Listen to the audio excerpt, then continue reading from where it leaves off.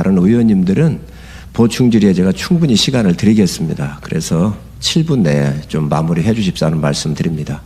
박찬대 대표님 질의해 주시기 바랍니다. 네, 위원장님 감사합니다. 네. 지금 많은 우리 국방위원들께서 자료 제공과 관련해서 의사진행 발언, 자료 요청 발언을 했는데요.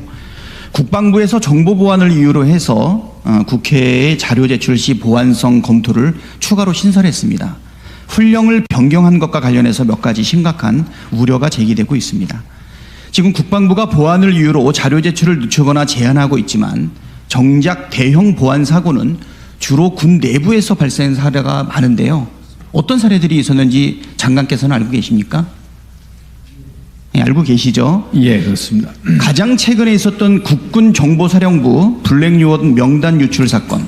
이거 국회에서 유출한 것 아니지 않습니까? 내부자 소행이었죠. 또 지난 8월에 정보사 사령관과 여단장이 서로 소송전을 벌이고 정보사 공장명, 공작 방식까지 외부에 유출됐습니다.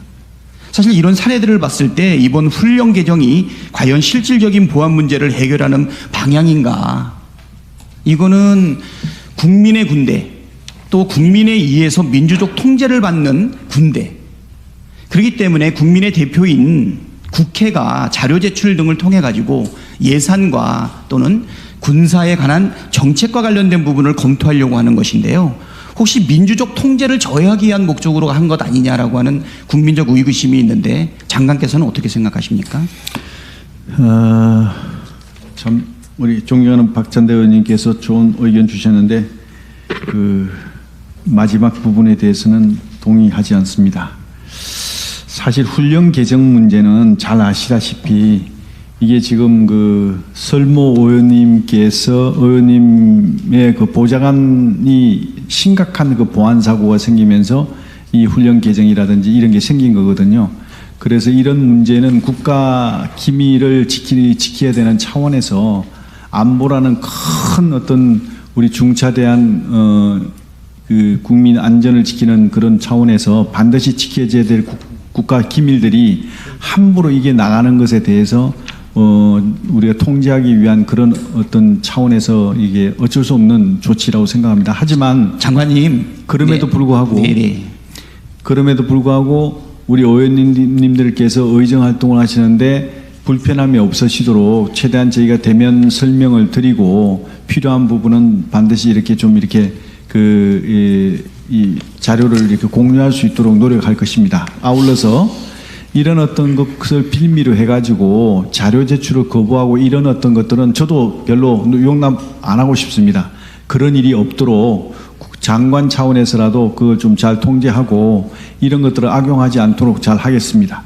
예, 지금 여기 보게 되면 소관부서가 답변서를 작성하고 자체 보안성 검토 결과를 또 작성하고 소속 부서의 결집권자에게 보고하고 국방부 합창검토부서 검토하고 국방부 기획관리관에게 공문 제출 등의 절차를 거치도록 규정하고 있거든요. 네. 근데 지금 장관께서 말씀하신 것처럼 자료 제출 속도가 굉장히 느려지는 것뿐만 아니라 여러 우리 그 감사위원들이 지적한 것처럼 그냥 관여 안 되는 것들도 군사 보안의 사유로 좀 제출이 거부되고 있는데 이 부분에 대해서는 분명한 문민 통제를 받을 수 있는 군대다라는 것을 장관께서 의지를 가지고 좀 진행해 주셨으면 좋겠고요.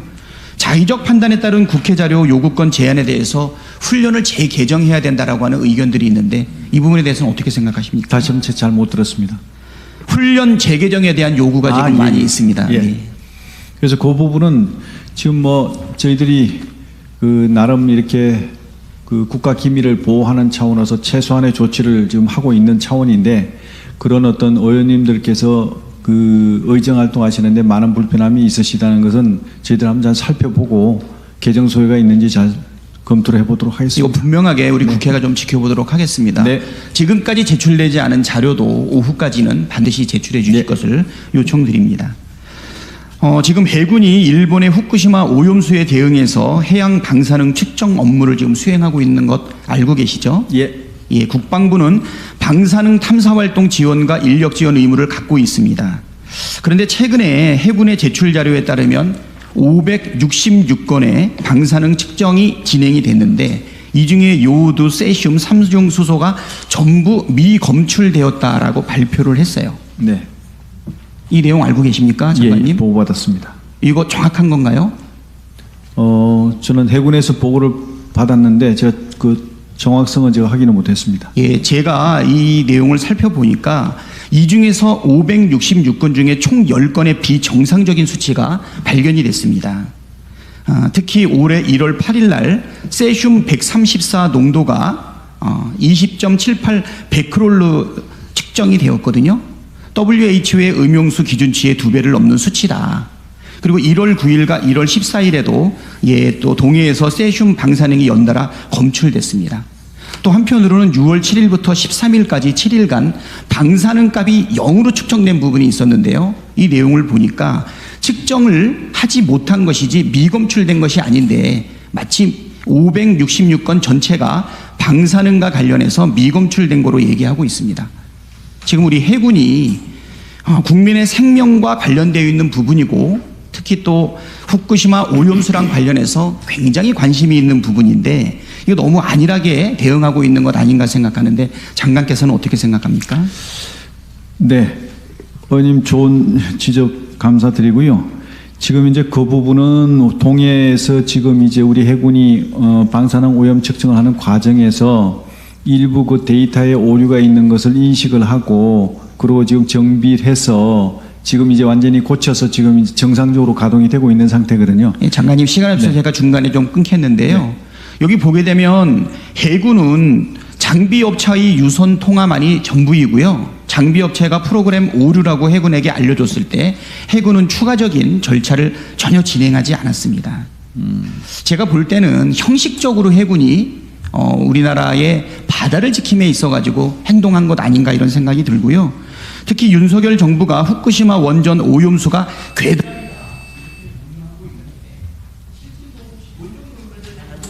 이렇게 얘기했을 때 국민의 불신 또는 국민이 신뢰하지 못하는 부분에 대해서 어떻게 대응할 것인지 참으로 심각하게 생각하거든요. 이 부분에 대해서 장관께서 앞으로의 각오라든가 의지는 어떻게 진행할 것인지 좀 말씀해 주시기 바랍니다.